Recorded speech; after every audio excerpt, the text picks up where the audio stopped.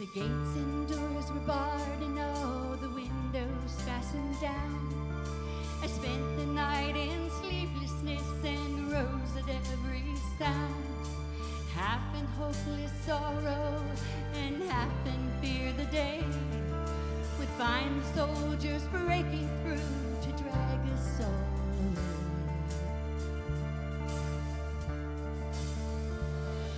And just before the sunrise, I heard something at the wall.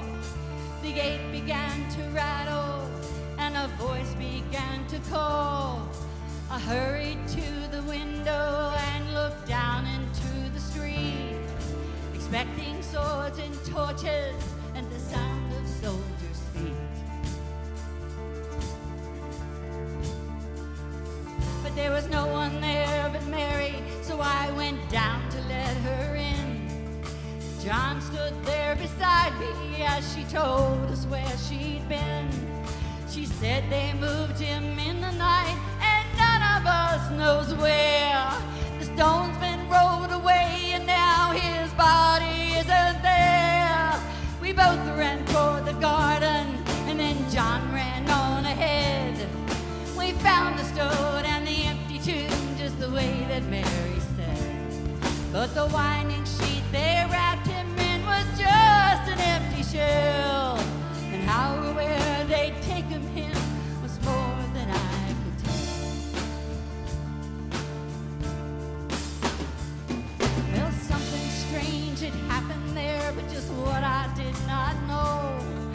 John believed a miracle, but I just turned to go. Circumstance and speculation couldn't lift me very high, 'cause I'd seen him crucify him, and then I saw him die.